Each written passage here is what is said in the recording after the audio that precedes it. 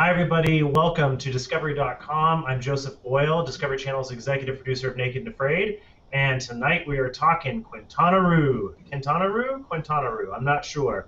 But we have Steve and Christina with us. They will probably be able to tell us exactly how to pronounce it. Would you guys give a little wave to the fans? Hey, guys. Look, there's a ton of stuff that's really fun about this episode, but right out of the gate, I noticed one thing when I watched it, which is that normally when people meet on this show, there's all kinds of like, I'm getting naked, I'm going to meet somebody, I'm going to take their hand. You guys are just sort of like, what's up?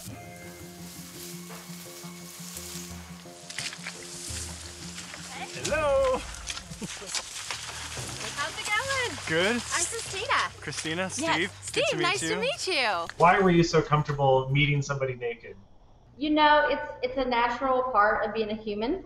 So I wanted to bring out that positive energy like, hey, it's no big deal. I mean, I know we're naked, but we're also in the middle of a jungle and we're getting ready to live 21 days together. So it's just natural for me. I was just so relieved to finally meet my partner. I wasn't even thinking about the fact that we were naked. I was just like, oh my God, finally I have a partner here. And I was thinking to myself, let's get our stuff, let's get going, and let's get a fire going on so we can have a comfortable first night.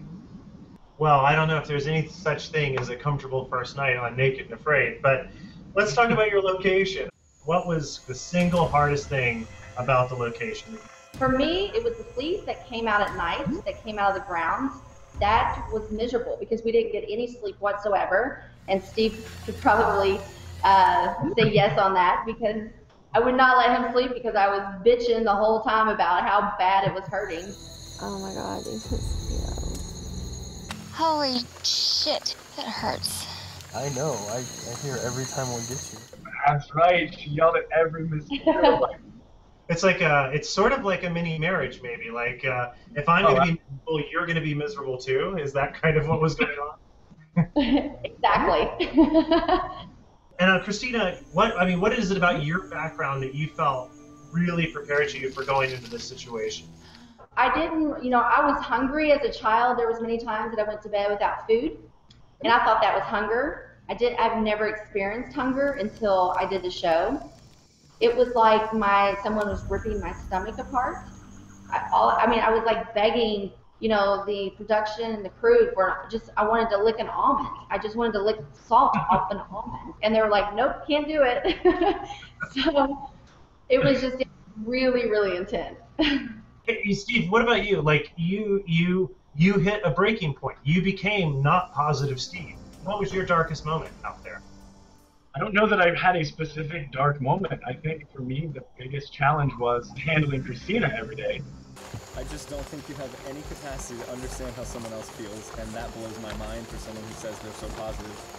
I am positive. I'm so over you right now. I don't even know if it was that I lost my positive outlook. It was just that I was so frustrated that I had to depend on someone else that had lost theirs. And I was just like, it's going to be a new challenge every day.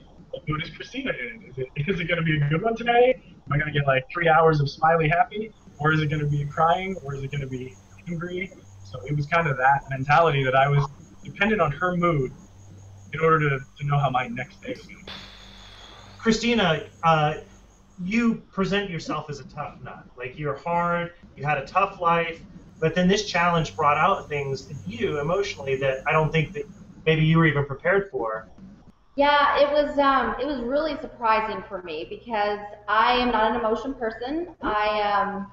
It takes a lot for me to cry. I rarely give hugs. I don't cuddle. I never even said I love you until my daughter was born. But then the show just opened up like several doors that I had closed in my heart. And, I would be, speaking of my daughter who is like my world, and the next thing I know, I'm like bawling my eyes out. When I tell my daughter how much I cried, she's gonna probably flip out because she's never seen me cry. Now my daughter and I hug her before school. I kiss her on the forehead. I'll kiss her, at night before she goes to sleep. I never knew how to do that. I never knew that. I always felt silly doing that, and I realize now that it's a good thing, and people, they need that in their lives, and they need it to connect. Well, the good thing is, Steve, you know that you were the first. You were the first cuddle. Forward, but at least you were number one cuddle. Well, you guys, it was amazing watching you both overcome so much, both in the survival sense, but also in the personal sense, and you guys rocked it. Thank you both for being on Naked and Afraid, but also thank you for talking with us here today. Thank you. Yeah, thanks for having us on. It's been fun.